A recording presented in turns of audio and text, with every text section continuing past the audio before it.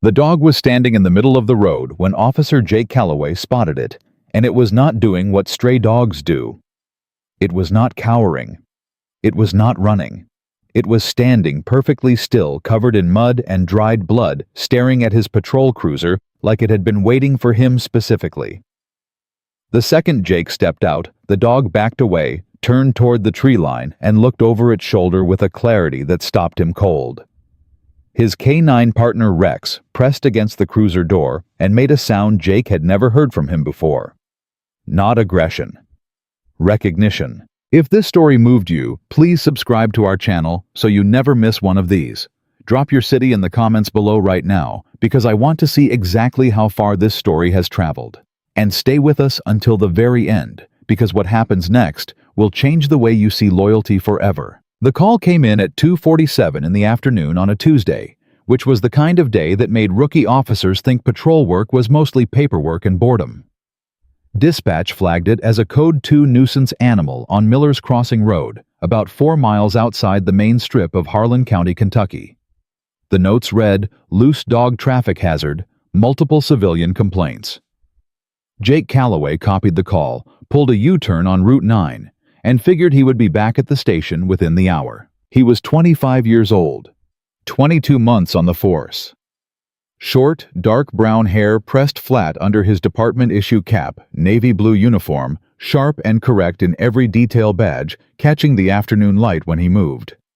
He had the kind of face that made people trust him before he opened his mouth, which dispatch had already figured out, and quietly used to their advantage by routing him to the soft calls, the ones that needed patience more than force. Rex rode in the back behind the partition 78 pounds of black and golden brown German Shepherd, who had been Jake's partner for 14 months. Rex was 4 years old, decorated, and knew exactly when a call was real and when it was not. Jake had learned to read the dog the way seasoned pilots read instrument panels. Still, Rex meant easy. Alert, Rex meant pay attention. And the sound Rex made when Jake pulled up on Miller's Crossing Road was something Jake had never filed into any category before. It was not a bark. It was not a whine. It was a low, sustained sound that came from somewhere deep in the dog's chest, and it stopped the moment Jake cut the engine. Jake stepped out of the cruiser, and the first thing he saw was the dog. Medium height. Coat matted with what had been gold once, but was now gray-brown with trail dirt and dried mud. Eyes that were amber and intelligent and fixed on Jake with a focus that made his neck prickle. The dog had no collar, no tags, ribs pressing faintly against his coat. But he was not panicked, not feral, not lost in the way genuinely abandoned dogs look lost. He was purposeful, standing in the shoulder of the road with the posture of an animal waiting for a specific outcome. A car swerved wide around him, and the driver leaned on the horn. The dog did not flinch. Jake took 1 step forward, and the dog took 2 steps back, then held. "All right," Jake said quietly. "Easy." He reached for his radio. "Dispatch, this is Calloway. I'm on scene at Miller's Crossing. The animal is calm. I'm going to try an approach for assessment." Dispatch came back. "Copy that. Animal control is 30 out if you need backup." Jake clipped the radio back and looked at the dog again. And this was the first thing that would not fit the report later, the thing that he would struggle to explain to anyone who had not been standing in that road. At that moment, the dog was not looking at Jake like prey looks at a predator, or the way a frightened animal looks at a uniformed stranger. He was looking at Jake the way a person looks at someone they have been trying to get the attention of for a very long time. He turned toward the tree line, looked back, turned again. Jake felt the hair on his forearms stand up under his uniform sleeve. From behind him, Rex made the sound again. Jake walked back to the cruiser and opened the rear door just enough to read his partner. Rex was pressed forward against the partition ears, up nose, working the air coming through the front vents. His tail was not wagging. His body was the stillness of absolute focus. "What do you smell, boy?" Jake said softly. Rex turned and looked at him with an expression that Jake would describe to his supervisor later as the most articulate thing a dog had ever communicated to him without language. Jake shut the door and turned back to the road. The stray dog had not moved, was still watching him. Still waiting. A woman from the Sunoco station across the road cupped her hands around her mouth and called over. "Officer, that dog has been there since this morning. People keep calling because he keeps running back into the lane when they slow down, like he wants them to stop." Jake walked over to her. "How long exactly?" "I got here at 6 this morning. He was already there." She folded her arms. "My manager called animal control twice. Nobody came. People out here just keep slowing down looking at him, then driving on." She paused. "He looks like he ran a long way." "Any idea where he came from?" She pointed down the road toward a stretch where the asphalt curved out of sight behind a stand of old oaks. "There's nothing much that way. Old properties. A few retired folks living back on the service roads. That's about it." Jake thanked her, walked back toward the dog, and stopped about 8 feet away. "Where did you come from?" he said, not as a command, as a question. The dog looked at him for 3 full seconds. Then it turned, walked 10 feet toward the tree line and stopped, looked back. Jake's radio crackled. It was Deputy Aaron Marsh, 10 years on the force, catching the supplemental call while passing through the area. His cruiser pulled in behind Jake's, and Aaron stepped out with a coffee cup in one hand and the relaxed expression of someone who had responded to about 100 of these calls. "What are we working with?" Aaron said. "I don't know yet," Jake said. Aaron squinted at the dog. "That's a stray." "Maybe." "Jake." Aaron said it the way older officers say a younger officer's name when they are about to be patient at him. "It's a dog. It wandered out of someone's yard, got confused, and now it's standing in traffic because dogs do that." "He's been here since before 6 this morning," Jake said. Aaron took a sip of coffee. "So he's a persistent stray." The dog moved again, closer to the tree line, stopped, looked back. And this time it made a sound. Not a bark. A single low sound, strained and urgent, like the last transmission from something running out of power. Aaron looked at the dog, looked at Jake. "You're not seriously thinking about following a stray dog into the woods?" "Rex flagged this before I even got out of the car," Jake said. That landed differently. Aaron knew Rex's record. Aaron had been in the field when Rex found a missing 8-year-old in a drainage ditch after every other search method had stalled. He looked at the dog again, then back at Jake. "Call it in first," Aaron said. "Whatever this is, call it in." Jake keyed his radio. "Dispatch, this is Callaway. I'm going to do a brief terrain check off Miller's Crossing East Service Line. I have Deputy Marsh with me. The animal is behaving in a manner consistent with distress signaling. Requesting you log this as a welfare check in progress." Dispatch paused. "You want me to log a welfare check based on a dog?" "Yes, ma'am. Please log it." Another pause. "Logged Callaway. Watch your step out there." Jake opened the rear door, and Rex hit the ground before he finished unclipping the lead. The dog launched out of patrol mode the second his paws touched gravel, head low nose, sweeping the air in long pulls. Jake had worked with Rex long enough to know what that posture meant. The dog was not casting for a general scent. He had already found one. He was tracking. The stray watched Rex with something that looked to Jake's eye like relief. Then he turned and started moving. Aaron pulled on his jacket and muttered something under his breath. Jake caught the end of it. "I cannot believe I'm doing this." They left the road behind and entered the tree line at the point where the stray had been standing. The ground shifted fast from gravel shoulder to packed dirt to something soft and uneven that pulled at their boots. Undergrowth thickened on both sides.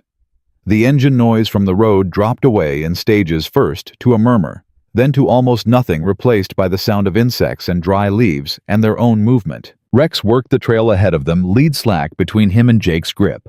The stray moved about 15 feet in front of Rex, setting the pace, stopping every 30 seconds to confirm they were still following. "He knows where he's going," Jake said. "Dogs always look like they know where they're going," Aaron said. "They're dogs." "Rex doesn't follow other dogs," Jake said. "He's following this one." Aaron said nothing to that because there was nothing useful to say. The trail bent downhill. Light came through the canopy in long, slanted angles, the kind that made everything look later than it was. Jake checked his watch out of habit. 3:19 p.m. They had been off the road for 22 minutes. He keyed his radio. Dispatch Callaway, still following the indicator trail east. Approximately a quarter mile in. No visual yet. Rex is tracking clean. Dispatch came back. Copy. ETA on animal control is now 15 minutes if you want them on standby. Negative. Keep them available but don't send yet. Then Rex stopped. Not the careful tactical stop Jake had trained for. A hard, sudden stop.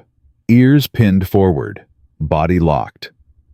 The stray stopped too at almost the same instant and turned back to look at them both. Jake crouched next to Rex and put one hand on the dog's back. He could feel the vibration of a sound Rex was too focused to actually release. "What is it, boy?" Aaron stopped behind them. "Why did you stop?" Jake held up a hand for silence. And in that silence, barely audible under the ambient sound of the woods, he heard it. A sound. Faint. Ragged. Below them, somewhere lower than where they stood, coming from a direction the trail had not yet taken them. A human sound. Not a voice. Not a word. The involuntary sound a person makes when they are far past calling for help, and down to something more fundamental than language. Jake stood up. "Someone's out here." Aaron's coffee was long forgotten. His hand went to his radio before Jake even finished the sentence. Rex was already moving. Rex moved the way he only moved when the scent was not a possibility, but a certainty. Head low body, driving forward with the kind of locked-in urgency that Jake had learned to trust completely and without negotiation. The stray kept pace just ahead of him, no longer checking back every few seconds the way he had on the road. He knew they were coming. He knew they understood now. And that change in the dog's movement told Jake everything about how long this animal had been trying to get someone to follow him. Aaron was already on his radio behind them, voice clipped and professional. "Dispatch, this is Marsh. We have a possible injured party situation developing off Miller's Crossing East service line. Requesting EMS on standby. Do not dispatch yet. Callaway and I are still assessing terrain." Dispatch came back fast. "Copy, Marsh. EMS on standby. What's your position?" "Roughly a third of a mile in from the road. Moving downhill. Terrain is rough." "Copy. Check in every 5. Jake did not slow down. The sound he had heard, that low, involuntary human sound from below the trail, had not repeated. That was not reassuring. That was worse. A person in genuine distress who stops making noise is not resting. They are fading. The stray led them left off the main trail through a narrow gap in dense undergrowth where the branches closed in tight enough that Jake had to turn sideways to push through. His uniform snagged on something, and he yanked free without stopping. Rex went through without slowing. The ground beneath them tilted steeper loose soil and embedded rock, making every step a small negotiation with gravity. Aaron came through behind him, breathing harder than Jake, but keeping up. "You know what I keep thinking about," Aaron said between breaths. "What? The last guy who followed a dog into the woods on a bad hunch. What happened to him? Nothing. The dog was chasing a squirrel." "Rex isn't chasing a squirrel," Jake said. "I know that," Aaron said. "That's what makes this different." The stray stopped at a section of collapsed fencing, old timber posts, rotted through at the base wire mesh folded flat into the ground. He stepped over it carefully and waited on the other side. Rex went over without breaking stride. Jake and Aaron crossed behind him, and Jake paused just long enough to look at the fence line. He saw it immediately. A piece of fabric. Plaid flannel, faded blue and gray, torn clean off and caught on one of the wire barbs at about hip height. Jake pulled an evidence bag from his jacket, stopped himself, then made a different call. He photographed it with his phone instead and kept moving. Stopping to collect it properly would cost 60 seconds they might not have. "Aaron," he said without turning around. "I see it," Aaron said behind him. "Clothing, recent. That wire would have caught it at the hip or the pocket." "Older person's plaid," Jake said. "Yeah." Neither of them said what that meant. They kept moving. Rex's pace increased. The stray matched him. Jake had to lengthen his stride to stay with them both. One hand out for balance, as the slope dropped sharper and the footing became less reliable. His boots found mud where there had been dry dirt 30 seconds ago, and he felt the cold seeping through the leather instantly. Then Rex stopped again. This time it was different. This time Rex sat. Clean, precise, trained. The behavior Jake had spent 14 months building into him through repetition and reward, and the kind of patience that most people do not associate with police work. When Rex sat on a track, it meant one thing only. The subject was close. Jake crouched immediately. "Rex, good boy. Hold." The stray had also stopped about 6 feet ahead of Rex, and he had turned completely around now. He was facing back toward them.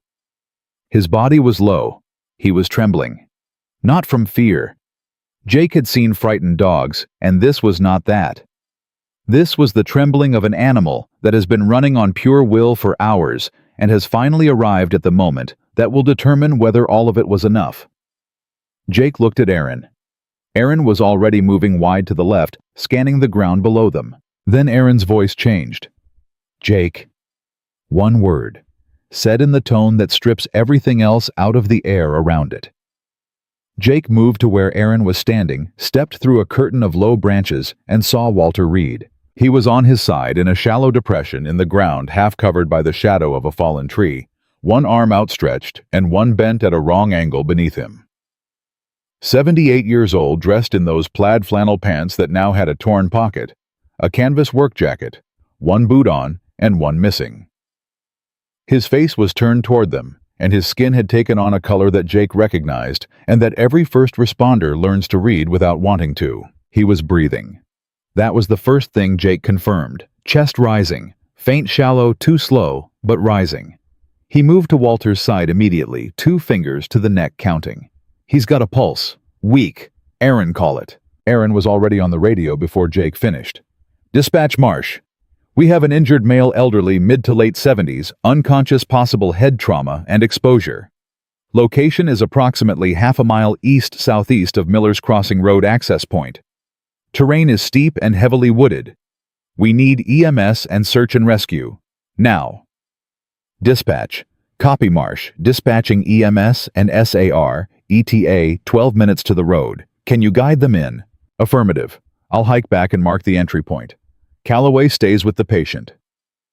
Jake did not look up. He was running his hands along Walter's arms, his legs, his head the practiced motion of someone assessing without moving, trying to understand what had happened to this man's body from the outside, before anyone tried to move anything. Head, bruised above the left temple, skin split but not deeply, dried blood that had tracked down behind the ear and dried there. He had hit something or something had hit him, and that was not recent. That was hours ago, maybe more. Hip. He could feel through the fabric that something was wrong there. The way Walter's left leg sat in relation to his right was not the position of a man who had simply fallen and stopped. It was the position of a man who had tried to get up, failed, tried again, and finally stopped trying. Hand. When Jake lifted Walter's right hand, he saw the knuckles. Raw. Torn. The skin of a man who had tried to drag himself and could not. Jake set the hand down carefully and looked at the old man's face. "Sir," he said, "my name is Jake Calloway. I'm a police officer. You're going to be okay. Help is coming." Walter did not respond. Jake looked back, and Rex was right behind him, still sitting. His amber eyes moving between Jake and Walter with the careful attention of an animal that has decided this matters. The stray had positioned himself 3 feet from Walter's head, and had not moved since Jake arrived. He was still trembling. He was watching Walter's chest the way Jake was, as if he understood exactly what that motion meant and what its absence would mean. Jake put his hand on Walter's sternum. "Sir, stay with me." Walter made a sound, faint, something between breath and language. "Sir, nothing." Jake looked at his watch, 3:41 p.m. Aaron had been gone for 4 minutes. EMS was 8 minutes out at best, and that was to the road. Getting them down here through this terrain would take longer. He did not calculate it further. Calculating it was not useful. Staying present was useful. He put 2 fingers back to Walter's pulse and started counting. And while he counted, the stray crawled forward on his belly slowly, the way dogs move when they are uncertain of their welcome, and pressed his chin against Walter's outstretched hand. Jake watched it happen and felt something shift in his chest that had nothing to do with procedure. This dog had not left this man. Not really. He had done the only thing he could do, which was go find help, and now that help was here, he had come back to the exact position he must have held for hours before finally making the decision to leave.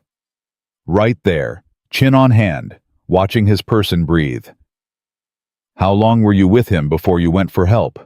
Jake said quietly. The stray looked up at him, those amber eyes, steady and exhausted and still somehow present. Jake's radio crackled. It was Aaron. "Calloway, I've got the EMTs at the road, guiding them in now. ETA, roughly 6 minutes to your position. How's the patient?" "Stable. Barely. Tell them possible skull fracture, fractured hip, severe dehydration, extended exposure. He's been out here at least overnight." A pause on Aaron's end. When he came back, his voice was quieter. "Overnight. At least." Another pause. "That dog sat with him overnight." Jake looked at the stray. At the worn-out, muddy, golden-brown coat. At the ribs. At the scraped pads on the front paws that he had not noticed until this moment, the kind of scrapes that come from walking too far, on too little. "Yeah," Jake said. "I think he did." The 6 minutes felt like 20. Jake kept his fingers on Walter's pulse, and talked to him the whole time, steady and low, the kind of talking that is not really conversation, but is something more important than silence. The stray did not move from Walter's hand. Rex sat behind Jake and watched the tree line because that was his job, and he understood his job, but every 30 seconds or so, he would swing his head back to check on Jake and the old man, and Jake found that more steadying than he expected. When the EMTs arrived, they came in hard and fast, the lead medic dropping to her knees across from Jake before she had fully stopped moving. Her name badge read Morris, and she had the kind of eyes that assessed everything in the first 2 seconds and then got to work. "How long has he been down?" she said. "Based on what I can see, somewhere between 18 and 24 hours, Jake said. She looked at Walter's hand. The raw knuckles. The torn fabric at his hip. Her jaw tightened slightly. "He tried to self-rescue." "Multiple times," Jake said. "He couldn't get traction." She was already calling back to her partner for the cervical collar and the portable stretcher. The second EMT younger moved past Jake and knelt at Walter's feet. "We're going to need to carry him up that slope," she said. "I know," Jake said. "I'll help." "You don't have to do that." "I know," Jake said again. Morris looked at the stray dog still pressed against Walter's hand, and then at Jake. "Is that his dog?" "I believe so." She looked back at Walter. Something moved across her face that she did not try to hide. "He came and got you." "He stood in a road for 8 or 9 hours until I stopped," Jake said. Morris was quiet for a moment. Then she said in a voice that was not quite steady, "Okay, let's move. We are not losing this man." They worked Walter onto the stretcher in stages, slow and coordinated, with the kind of professional care that only looks effortless because of how much training lives underneath it. When they lifted him, the stray stood immediately, and Jake caught him before he could press forward and disrupt the movement. "Easy," Jake said, both hands on the dog's chest. "He's going with them. He's going to be okay." The stray looked up at him. Every muscle in that worn-out body was rigid with the effort of not following. "I promise," Jake said, and meant it the way you only mean something when the stakes are real enough to make the word matter. They began the carry up the slope, and Jake stayed at the rear of the stretcher, his hand on the frame, his boots fighting the mud on every step. Rex moved beside him, and the stray walked just behind Rex, head-low eyes never leaving Walter's still form. Aaron met them halfway up and took Jake's position at the stretcher without a word. Jake stepped aside and stood with both dogs and watched the team carry an old man up a hillside toward a road where someone had finally stopped. He had been on the force for 22 months. He thought he understood how a call could change on you. He thought he had seen enough of human fragility and human will to not be surprised anymore. He was wrong about that. They got Walter Reed to the ambulance in 11 minutes and 30 seconds. Jake counted every one of them. The carry up the slope had been brutal, in the way that quiet emergencies always are, the kind where nobody screams and nobody panics and everything looks controlled from the outside, while underneath it, every person involved is running the same private calculation. Is this going to be enough? Did we get here in time? Is the margin still on our side? Morris called Walter's vitals to her partner the whole way up, her voice even and precise. And Jake listened to those numbers, the way you listen to a sound you are hoping will not change while knowing it very well might. By the time they cleared the tree line and hit the gravel shoulder, a second EMS unit had arrived, and 2 additional medics took the stretcher without breaking the carry rhythm. Morris ran alongside, one hand maintaining contact with Walter's wrist, the other gesturing instructions to her team. Jake jogged to keep pace. "What are we looking at?" he said. "Best case fractured hip, moderate concussion, dehydration," Morris said without looking at him. "Worst case, we have internal bleeding we can't see yet, and a core temp that's going to cause problems in the next hour." She paused. "He's 78. That changes every number." The ambulance doors closed. Jake stood on the gravel shoulder and felt the particular silence that arrives after controlled chaos ends. Rex pressed against his leg. The stray stood 6 feet away, watching the ambulance with every part of himself locked on those closed doors, his body at the particular angle of an animal that has not yet decided whether to accept that the person it loves has been taken by strangers. "Hey," Jake said to the dog. The stray looked at him. "He's okay, they've got him." The stray did not look convinced, but he did not run. Aaron appeared at Jake's shoulder, notebook out, pen moving. "I need to start a report. You know that." "I know. Which means I need you to tell me officially that you followed a stray dog half a mile into the woods based on the behavioral assessment of your K9 partner." "That's what happened," Jake said. Aaron wrote it down without commenting. Then he said, not writing, "Good call." Jake watched the ambulance pull out and said nothing. The next decision was the stray. Animal Control had finally arrived, a single truck with a single officer named Pete Grady, who had been on the job for 11 years and had the manner of someone who had seen every possible version of a dog situation and stopped being surprised by them sometime around year 4. He walked up with a catchpole and took one look at the stray and then looked at Jake. "He aggressive?" Grady said. "No," Jake said. "Injured. Exhausted. Dehydrated. Paw pads are scraped up. He spent the night out there with the victim." Grady lowered the catchpole slightly. He looked at the dog. The dog looked back at him with those amber eyes, not growling, not retreating, just watching with the patient resignation of an animal that understood it had no say in what happened next. "He have any ID?" Grady asked. "No collar, no tags. But he belongs to the man we just pulled out of those woods. I'd stake my badge on it." Grady considered that. "I still have to take him in. Protocol." "I know," Jake said. "Keep him separate from the other animals, and if anyone tries to push him through the system fast, call me first." Grady looked at Jake for a moment. "You got personal about this one fast." "Rex flagged it before I even got out of my car," Jake said. "That dog stood on a road for 9 hours trying to get someone to stop. He has my number." Grady nodded slowly and reached down toward the stray with the back of his hand instead of the pole. The dog sniffed him once, then sat. Grady looked mildly stunned. "Okay," he said quietly. "Come on, boy. Let's get you some water." Jake watched them go and then turned back to the tree line.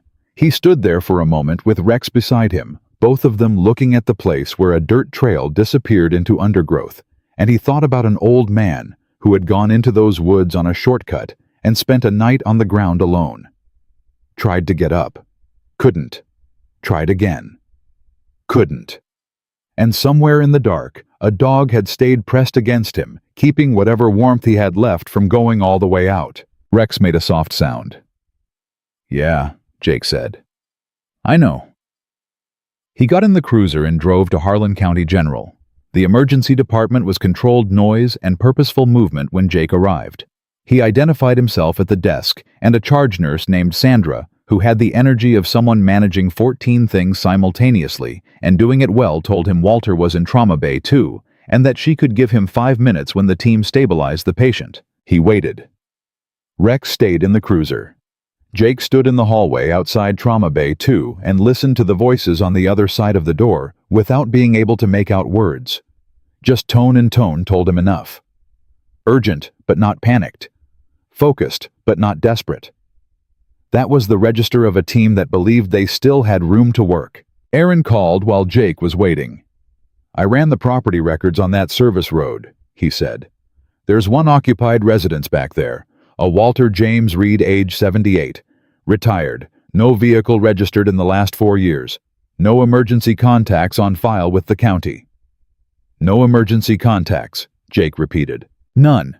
There's a son, Daniel Reed, address in Ohio, but there's a flag on the relationship going back to a county welfare check 3 years ago.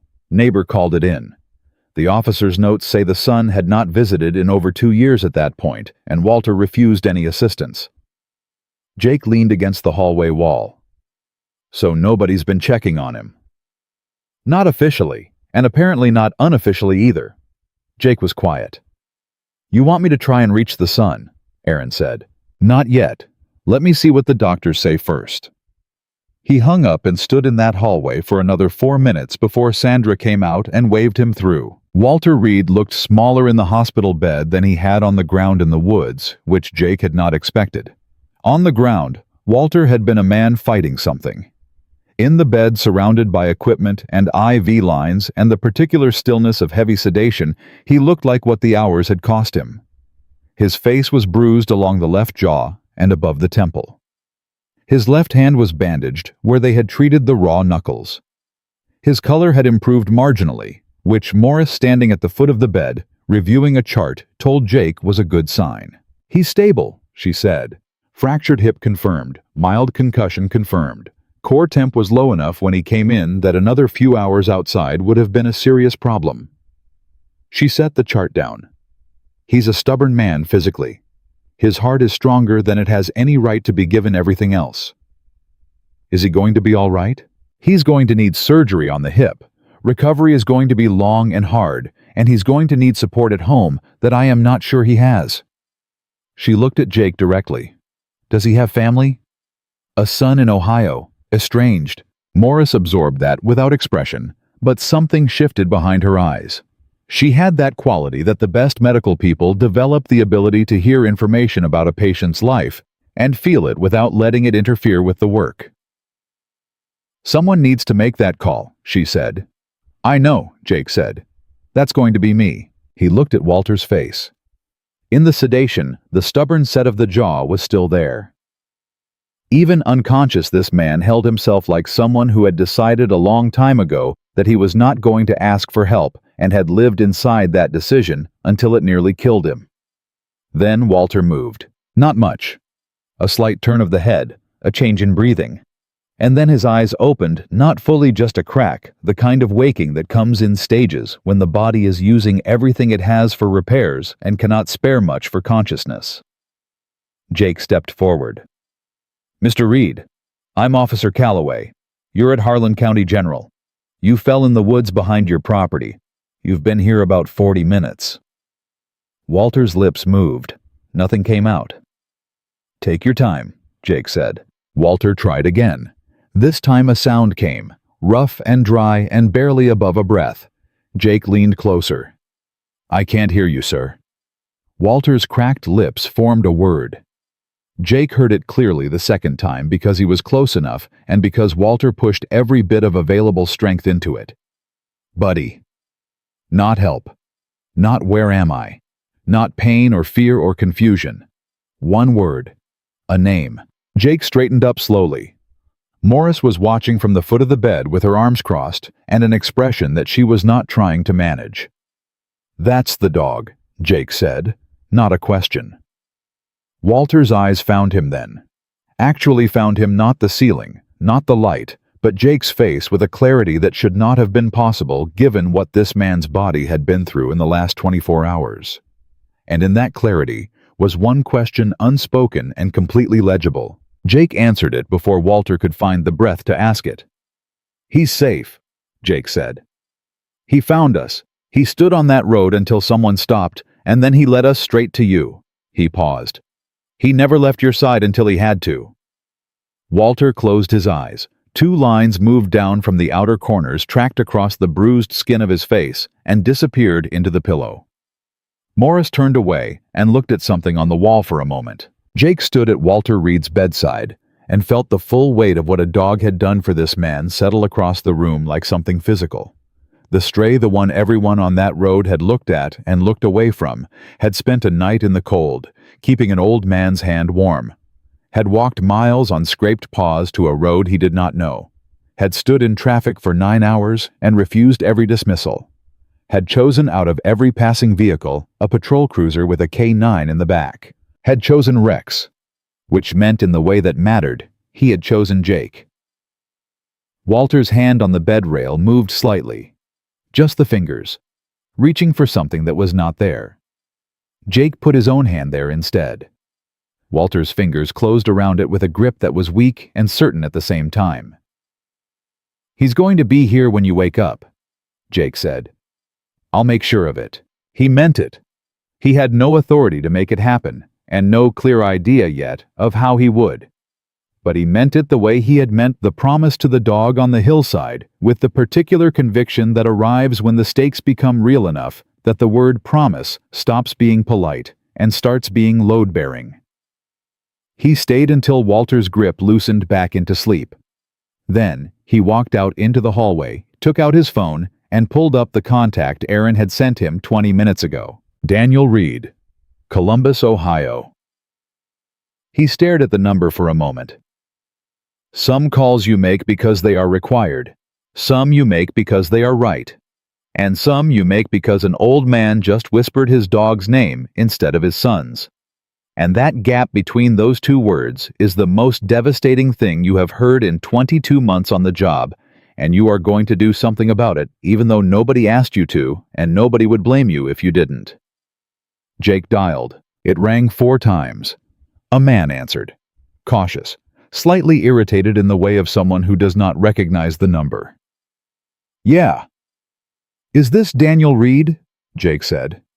"Who's asking?" "Officer Jake Calloway, Harlan County Sheriff's Department." "Mr. Reed, I'm calling about your father." Silence. The particular silence of a person who has been waiting for this call for years and still is not ready for it. "Is he dead?" Daniel said. His voice had changed completely. Everything cautious and irritated had dropped out of it, and what was left underneath was something raw and young and afraid, the voice of someone who had not spoken to his father in years but had apparently never stopped carrying him. "No," Jake said. "He's alive.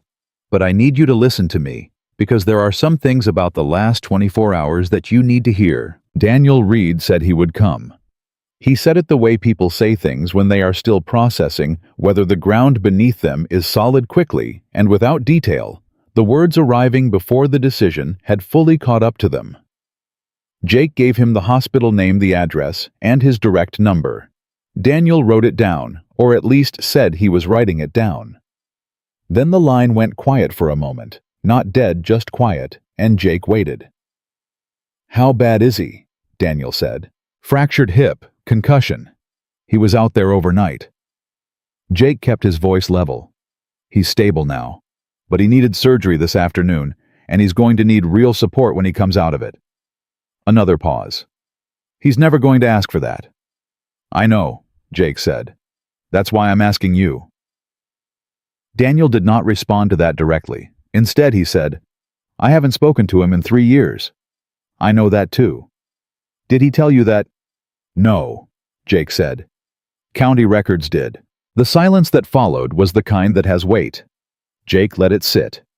He had learned early in the job that sometimes the most useful thing you can do in a conversation is stop filling it. Finally, Daniel said, "I'll be there by morning." Jake hung up and stood in the hospital corridor for a moment with his phone in his hand, and the particular exhaustion of a day that had started as a nuisance call and turned into something he was going to be thinking about for a long time. His uniform was still damp at the knees from the mud in the ravine. There was a scratch along the back of his left hand from a branch he did not remember hitting. He looked at it and then put his phone in his pocket and went to check on Rex. Rex was asleep in the back of the cruiser when Jake got there, which was unusual enough that Jake stood outside the door for a moment just watching him. Rex did not sleep on calls. Rex slept at the station and at home, and occasionally in the cruiser on the drive back from a long shift, but never in the middle of active time. The fact that he was sleeping now deeply and without his usual alert posture told Jake more about what the afternoon had cost the dog than any assessment he could have run. Jake opened the door quietly. Rex lifted his head, looked at Jake, and put it back down. "Yeah," Jake said softly. "Me too." He got in the front seat and sat there for a few minutes without starting the engine. The hospital parking lot was ordinary and fluorescent and completely indifferent to everything that had happened in the last 4 hours. A couple walked past with a Mylar balloon. An orderly pushed an empty wheelchair toward a side entrance. The world continued in its unremarkable way while Jake sat in his patrol cruiser and tried to put the day in some kind of order that made sense. He thought about the stray, about Pete Grady at Animal Control, who had promised to keep him separate and comfortable. He thought about Walter whispering the dog's name before he said anything else, before pain or confusion or fear, just that name, like it was the only coordinate he needed to find himself in the dark. He thought about Daniel Reed in Columbus, saying, "I haven't spoken to him in 3 years." And he thought about how a man can be in the same country as his father, same time zone, same living and breathing world, and still be as unreachable as if the distance between them were something more than highway miles. He started the engine and drove to the animal control facility. Pete Grady met him at the front and led him back without needing to ask why he had come. The stray was in a recovery kennel at the end of the row, separate from the other animals, the way Jake had asked, and he had been given water, food, and a clean blanket. When Jake came through the door, the dog raised his head, then stood, then pressed himself against the kennel door with a force that made the metal rattle. Jake crouched down and put his fingers through the wire. The stray pressed his nose into them and made a sound so low and sustained and full of something that Jake had to clear his throat. "He ate," Grady said behind him. "Drank about a quart of water." The vet looked him over. "No serious injuries. Paws need a few days to heal. He's underweight, but not critically." He paused. "He's been like that since we brought him in. Not barking, not pacing, just sitting at the front of the kennel watching the door." "Waiting," Jake said. "Yeah," Grady said. "Waiting." Jake looked at the dog for a long moment. "I need to figure out his status. He has no ID, but he belongs to Walter Reed, the man we pulled out of those woods." "I know who Walter Reed is," Grady said. "He used to bring stray cats in here years ago, before his wife passed. Nice man, quiet." He stopped. "I didn't know he had a dog." "The dog showed up on his porch about 2 years ago during a winter storm. Walter kept him." Grady was quiet for the moment. "So the dog has been his whole companion situation for 2 years. Looks like it. And Walter's got a fractured hip, no emergency contacts on file, and an estranged son in Ohio." "He's coming," Jake said. "The son. He said he'd be here by morning." Grady absorbed that.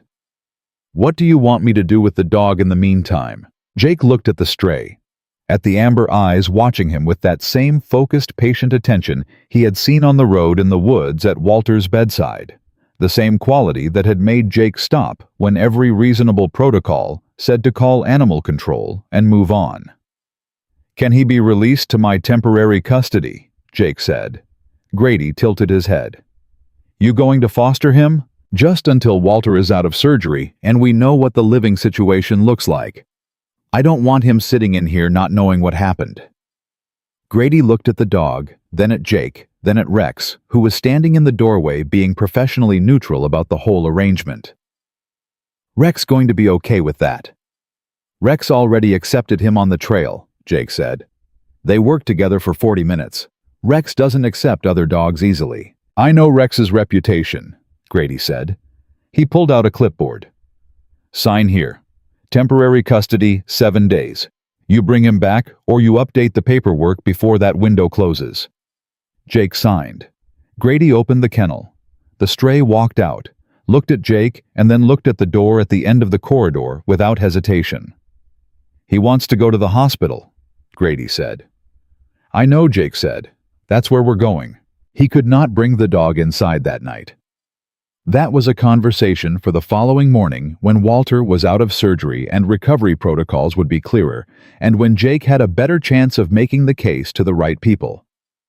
But he drove to the hospital with the stray on the back seat beside Rex, and he sat in that parking lot for a while, and he believed in the way you believe things that cannot be proven but feel structurally true, that the dog understood the proximity. That being 100 yards away from the man he had spent 2 years living beside was better than being a mile away in a kennel, even if the difference was invisible. Rex seemed to understand too. He pressed his flank against the stray's side on the back seat, and the stray leaned into him, and both dogs slept while Jake wrote his incident report in the parking lot of Harlan County General at 8:47 in the evening. The report took him longer than it should have because every time he wrote a line of it, he found himself stopping. He had been on the force long enough to know that most reports are just the skeleton of an event, the facts arranged in the order that makes them processable by whoever reads them next. But the facts of this particular event kept pressing against the edges of the format. There was no field in a standard incident report for the way a dog looks at you when he has decided you are the person who will understand. There was no line item for what it means that an old man's first conscious word in a hospital was his dog's name. Jake wrote what he could and sent it. At 6:40 the next morning his phone rang. It was Morris at the hospital. Walter was out of surgery. The hip repair had gone as well as it could for a man his age. He was in recovery alert asking questions, and according to Morris refusing the stronger pain medications because he said they made him feel like he was not in his own head, and he did not like that. That sounds like him, Jake said, even though he had known Walter Reed for less than 24 hours. He's asking about the dog, Morris said. I told him the dog was safe and being cared for. He asked me 3 more times after that, rephrasing the question each time as if I might give him a different answer. Can I bring him in? A pause. Officially, no. Unofficially, the charge nurse on his floor is my friend Sandra, and Sandra has a golden retriever and cried when I told her the full story last night. So I think if a dog happened to come through on a short welfare visit this morning before the floor gets busy, that would fall into the category of things Sandra might not notice. I'll be there in 20 minutes, Jake said. He was there in 14. Sandra did not make eye contact with him when he came through with the stray on a short lead. She looked at her computer screen with great professional dedication and said nothing. Jake walked the dog down the hall to room 114 and pushed the door open. Walter Reed was propped up in the hospital bed at a 45-degree angle, looking like a man who had argued with the nurses about the angle of the bed, and settled at 45 as a compromise. His face was bruised, and his left side was immobilized, and he had an IV in his right arm. He was 78 years old, and he had been through surgery 6 hours ago, and he had spent a night on frozen ground with a fractured hip. He looked at Jake, he looked at the dog, and for a man who had been described by every person Jake had spoken to as intensely private and emotionally guarded, Walter Reed made no attempt whatsoever to control what happened to his face in that moment. The stray crossed the room in 3 steps and put his front paws on the edge of the bed with a care that Jake had not coached and that the dog should not have known to perform. He did not jump. He did not push. He simply raised himself to the level of Walter's hand and pressed his face into the old man's palm. Walter's hand closed around the dog's muzzle, and he said the name once, very quietly. Jake stood in the doorway and looked at the wall for a moment. When he looked back, Walter was running his thumb across the dog's forehead in a motion so habitual and precise that it had clearly been the same gesture every day for 2 years. The dog's eyes were closed. He led you to me, Walter said. Not a question. Yes, sir, Jake said. Walter nodded slowly. He kept his hand on Buddy's head. I told him to go, he said. That first night, I knew I couldn't get up. I told him to go find someone. His voice had the roughness of a man who does not cry easily and had cried recently. I didn't think he would actually do it. He stood on that road for 9 hours, Jake said. He ran back into traffic every time a car slowed down. He was trying to get someone to stop. Walter was quiet. A lot of people drove past, Jake said. Honest, not accusatory, just true.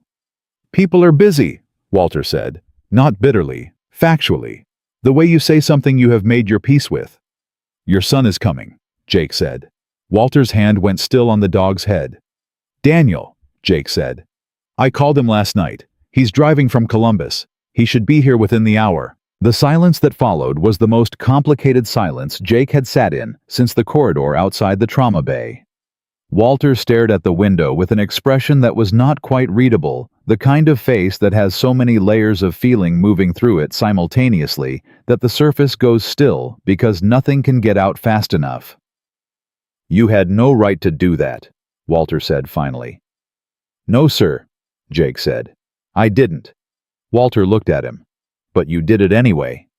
Yes, sir. Another silence. Why? Jake considered his answer. He could have said something procedural. He could have cited welfare protocols or next of kin notification requirements. Both would have been partially true and completely insufficient. Instead, he said, because you whispered the dog's name before you said anything else. And I thought about what it would mean if the only name a person says when they wake up from something like that is the name of an animal. What that means about who else is in their life. He paused. And I thought Daniel should know what his father's dog just did for him. Whether your relationship is repaired or not, I thought he should know that. Walter looked at him for a long time. Then he looked back at the dog. He's a stubborn animal, Walter said. Yes, sir, Jake said. He is. Gets it from me, probably. Something moved across the old man's face that was not quite a smile, but was in the same neighborhood. His mother was a stray, too. That's how I know he's mine. Jake waited. My wife brought in strays, Walter said. Her whole life. Every wounded thing that came to our door she brought inside and fixed up and found a home for. He stopped. When she died, I thought I was done with all that. Too much work, too much grief involved. He looked at the dog. Then this one showed up in a snowstorm, skinny as a rail, sitting on my porch like he had an appointment. He shook his head. I told him he wasn't staying, told him that every day for the first 2 weeks. Clearly, it didn't take, Jake said. No, Walter said. It didn't. He put both hands on the dog's face then. Cupped it the way you cup the face of someone you love when you have almost lost them, and you need to feel that they are real and present and still here. Buddy leaned into it completely. The door opened behind Jake, and he turned. Daniel Reed was standing in the doorway in a gray jacket with highway exhaustion on his face and 12 years of complicated feelings in his eyes. He was 45, looked like his father in the structure of the jaw and the set of the shoulders, and he had clearly been crying at some point during the 4-hour drive and had not entirely finished. He looked at his father. His father looked at him. Neither of them spoke. The dog turned his head toward Daniel, assessed him for 3 seconds, then turned back to Walter, which was Jake thought about as clear a verdict as any living thing could render. Walter broke the silence first. His voice was rough. You didn't have to drive all this way. Yes, I did, Daniel said. Simple and immediate, like the answer had been waiting a long time for the question to finally be simple enough. Jake stepped out of the room and pulled the door quietly closed behind him. He stood in the hallway for a moment. Sandra was walking past with a chart. She looked at him. He looked at her. I didn't see anything, she said, and kept walking. Jake leaned against the wall outside room 114. Through the door, he could hear voices low and halting and careful, the way voices are when people are trying to find the right place to start after they have been lost from each other for years. There was a long pause. Then what might have been a chair moving. Then quiet again. He stood there and let it settle around him this day. This call that had started as a nuisance and turned into the most consequential 4 hours of his career. He thought about the woman at the Sunoco station who had said the dog kept running into traffic. He thought about the cars that had slowed down and driven on. He thought about how close the margin had been, how many variables had to align in a specific way to produce an outcome where Walter Reed was alive in that room, and his son was sitting next to him. All of it traced back to one animal who had refused to accept the mathematics of abandonment. Rex was waiting in the cruiser, and there was still a shift to finish and a report to file, and the ordinary demands of the job that did not pause for the extraordinary moments inside it. Jake knew all of that. He pushed off the wall and started down the corridor. He had walked about 10 feet when he stopped. He turned around, walked back, knocked once on the door of room 114, opened it just enough. "I'm going to finish my shift," he said. "Buddy stays with me tonight. I'll bring him back tomorrow. The two of you should have some time." Daniel looked at him with an expression of someone who had a great deal to say and no framework yet for how to say it. "Officer," he started. "Calloway," Jake said. "Calloway." Daniel stopped. Then, "Thank you for calling me. You didn't have to do that." "No," Jake said. "I didn't." He looked at Walter. Walter was watching him with that same stillness he had shown in the hospital bed at the first moment of consciousness, that focused, undecorated attention. "Thank your dog," Walter said. "Not me." Jake nodded, once pulled the door closed, and walked back down the hall toward the ordinary business of the world that kept moving, whether or not anyone inside it was paying attention to what mattered. Jake finished his shift at 11:17 that night and drove home with 2 dogs on his back seat and a silence in the cruiser that felt earned rather than empty. Rex slept with his head on his paws. Buddy sat upright the entire drive watching the road through the front windshield, the way dogs do when they are trying to understand where they are being taken and whether the person taking them can be trusted with that responsibility. Jake caught his eyes in the rearview mirror twice. Both times the dog held his gaze for a moment and then looked back at the road. "You can relax," Jake said. "He's okay. He's going to be okay." Buddy looked at the mirror again. Then he lay down next to Rex slowly, as if lowering himself into the decision rather than falling into it. Jake exhaled for what felt like the first time in 8 hours. He did not sleep well that night. Not from stress exactly, but from the particular restlessness that comes when a day has rearranged something in you, and your mind keeps returning to the rearranged place, the way your tongue finds a new gap in your teeth. He lay in the dark and thought about Walter Reed telling a dog to go find someone, and then lying on frozen ground, not knowing whether that ask was too large for any living thing to answer. He thought about Buddy standing in traffic for 9 hours. He thought about Daniel's voice on the phone, stripped of everything defensive the second Jake said the word "father." He was at the hospital by 7:30 the next morning with both dogs. Rex on duty lead and Buddy on the temporary foster lead, and a coffee he had not started yet because he kept forgetting it was in his hand. Sandra waved him through without looking up from her desk. This time there was a small smile at the corner of her mouth that she also did not acknowledge. The door to room 114 was open. Daniel was asleep in the chair beside the bed jacket, folded under his head, one arm hanging down toward the floor. Walter was awake, propped at his negotiated 45 degrees, watching his son sleep with an expression that Jake did not want to interrupt by entering too fast. It was the expression of a man cataloging something he had been afraid he would never see again, close enough to touch. Then Buddy pulled the lead taut toward the door, and Walter looked up. He held up one hand, palm out. "Wait." Jake waited. Walter reached over and put his hand on Daniel's arm. Gently.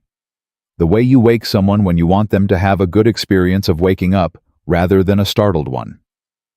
Daniel stirred, blinked, straightened in the chair, with the brief confusion of someone remembering in stages where they are and why.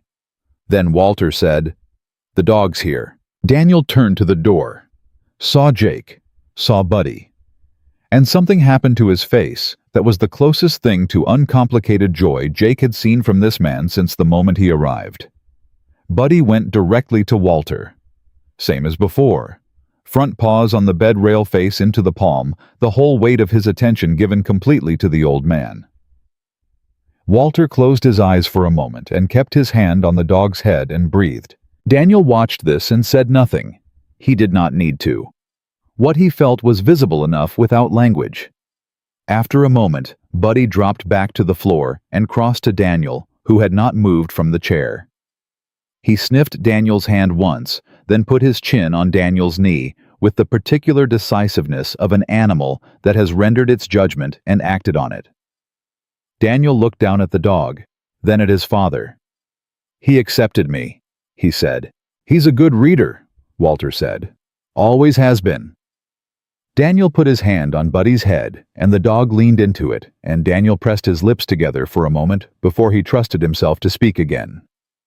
"I should have come sooner," he said. Not to Jake, to his father. "I know that's not enough to say. I know it doesn't fix anything. But I need to say it anyway." Walter was quiet for long enough that Jake considered stepping back into the hallway. Then the old man said, "I wasn't easy to come back to." "No," Daniel said. "You weren't. But that wasn't the whole reason, and I think we both know it." Walter looked at his son. His jaw was set in that particular way it had been set every time Jake had seen him, that lifelong refusal to be undone by feeling. But underneath it, something had shifted. You could see it in the eyes. Whatever wall had been load-bearing between these two men had developed a crack, and the crack had been there since Daniel walked into this room the night before, and it was growing in the way that cracks grow in old structures quietly, and then all at once. "Your mother would have had something to say about all this," Walter said. Daniel made a sound that was half laugh and half something else entirely. "She would have said she told us both so." "She did tell us both so," Walter said, repeatedly. They sat with that for a moment. The kind of shared memory that functions like a handshake between people who have been strangers to each other for too long. Jake set his untouched coffee on the windowsill and said, "I need to talk to you both about the next few weeks, when you're ready." Walter looked at him. "The hip." "The recovery," Jake said. "You're going to need help at home. Real help, not the kind you refuse at the door." Walter's jaw tightened slightly. "Dad," Daniel said.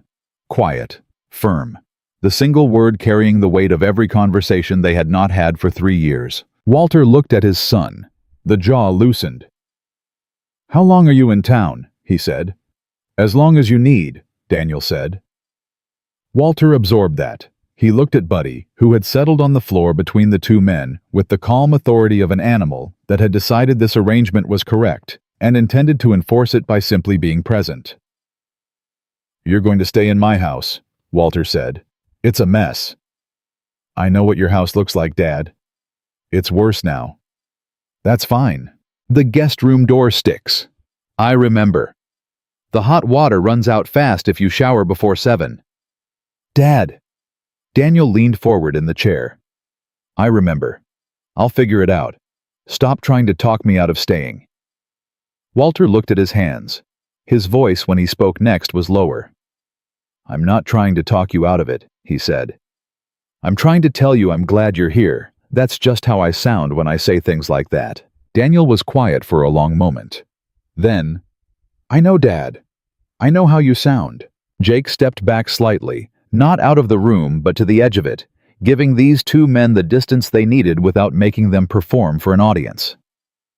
He watched Buddy lift his head and rest his chin on Walter's hand where it lay on the bed rail, and he thought about what it takes to hold a family together when the family does not know how to hold itself.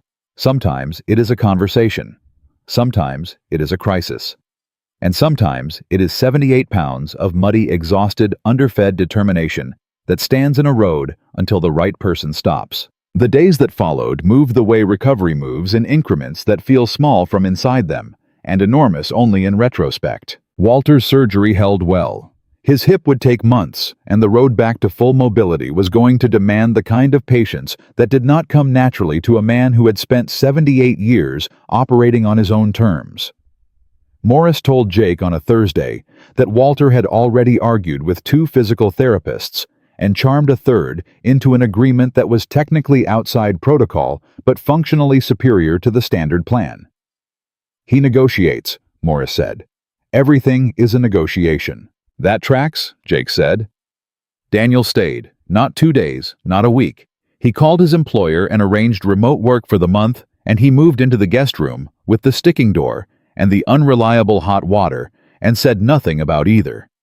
He drove back to Columbus once to collect his laptop and some clothes and returned the same night. The neighbor 3 houses down, a woman named Carol Briggs, who had known Walter for 20 years, and quietly brought groceries to his porch during the winter without ever making him acknowledge it, came to the hospital with a casserole the day after she heard what happened.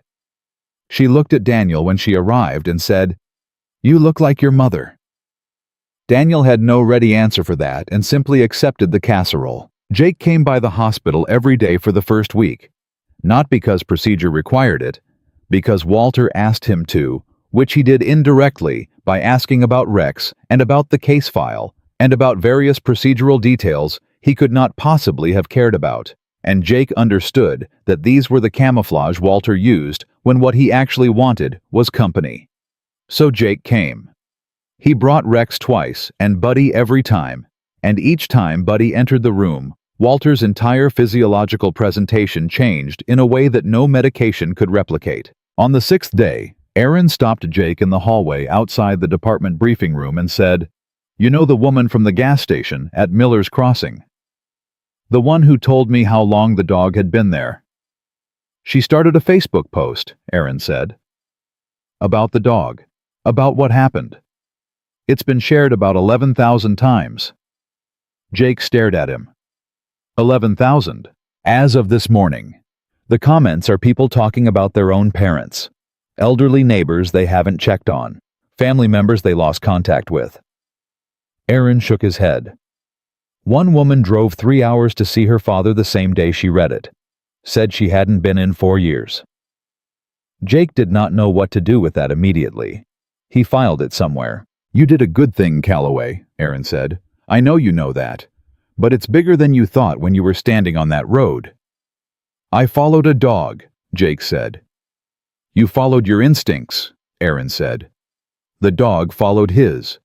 Between the two of you, you pulled a man back from the edge and opened a door for his son that had been shut for 3 years. He paused. "That's not nothing." "No," Jake said. "It's not nothing." The twist that Jake had not anticipated came on the 8th day, and it did not come dramatically. It came quietly, the way the most significant things tend to come when you are not watching the door. He arrived at Walter's room that afternoon to find Daniel in the hallway instead of inside, standing with his arms crossed and an expression Jake could not immediately read. "What happened?" Jake said.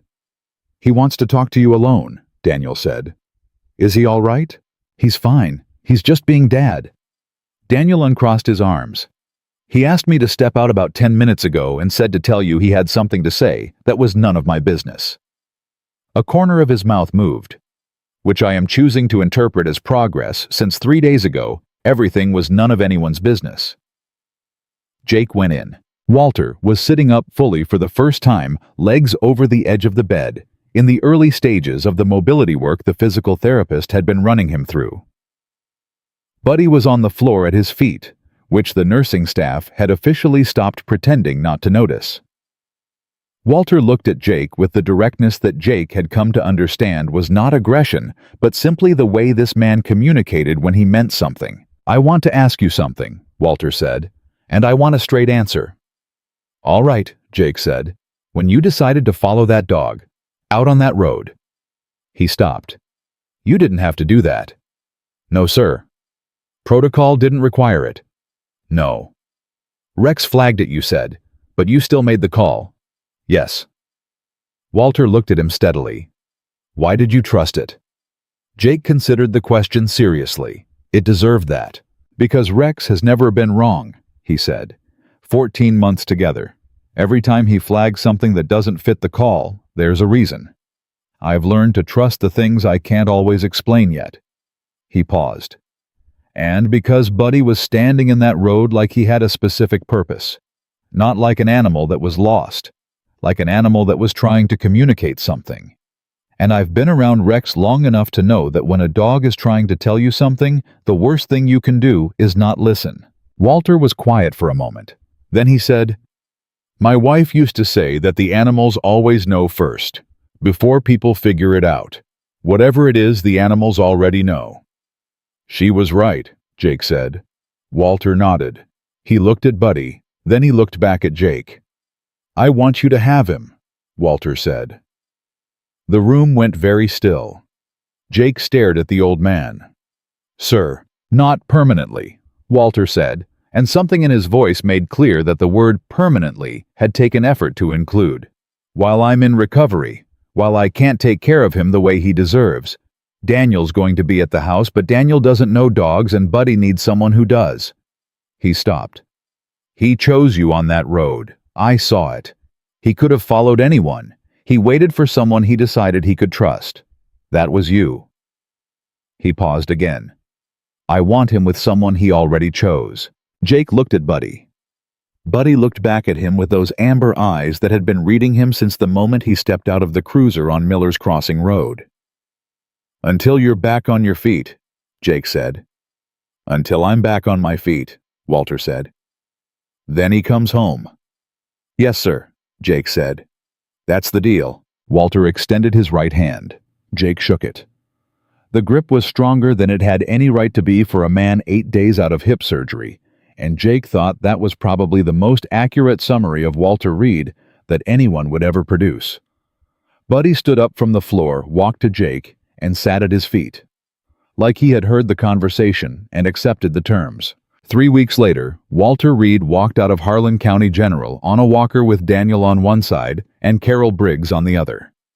A small group of hospital staff had gathered at the exit, not because procedure required it, but because Sandra had mentioned it was happening and people wanted to be there.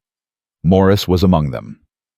She shook Walter's hand and told him to behave himself during outpatient physical therapy, and he told her he would consider it. Jake was in the parking lot with Rex and Buddy when Walter came through the doors. He watched Buddy's entire body change the moment it registered the old man's presence, the kind of change that starts in the chest and moves outward until there is no part of the animal not involved in the recognition. He unclipped the lead. Buddy crossed the parking lot in a straight line and pressed himself against Walter's legs with a force that made Daniel reach out instinctively to stabilize his father. But Walter did not need stabilizing. He planted the walker bent down as far as the hip would allow and put both hands on the dog's face. Nobody said anything. There was nothing to say that the moment had not already said better. Jake stood by the cruiser and watched an old man come home to the one living thing that had refused to let him disappear, and he thought about everything that could have gone differently. The cars that had not stopped. The 9 hours. The margin that had been thinner than anyone wanted to think about. And he thought about one thing that had not gone differently. One animal that had understood something essential about loyalty, which is that it is not a feeling, but a decision made and remade in every moment when giving up would be easier until the person you love is safe or you have nothing left to give. Buddy had nothing left when Jake found him on that road. He gave it anyway. That is not a small thing. That is not a dog story or a rescue story or a story about what happens when someone finally stops on the right road at the right time. That is the story of what it looks like when love refuses to negotiate with circumstances, refuses to accept the verdict of an empty road, refuses to stop trying until the one it belongs to is found. Some lives are saved by power, some by training, some by procedure and protocol and the careful machinery of emergency response. And some are saved by a dog who decided that the man sleeping on the cold ground behind him was worth every mile of scraped paws, every car that did not stop every hour of standing in traffic with a voice no human language could translate, waiting for the one person who would finally listen. Walter Reed went home. His son was with him. His dog walked through the front door first, checked every room the way he always had, and settled in his usual place by the foot of Walter's chair, like no time had passed at all. And in Harlan County, Kentucky, a 25-year-old officer with short, dark brown hair and a black and golden brown German Shepherd went back to work the next morning and started looking more carefully at the small calls, because he had learned something on a Tuesday afternoon that no training manual had ever put into words. The most important thing you will ever respond to will not always sound like an emergency when it comes through the radio. Sometimes it will sound like a nuisance. Sometimes it will look like a stray. And the only difference between the call that changes everything and the call you drive past is whether you have the courage to stop.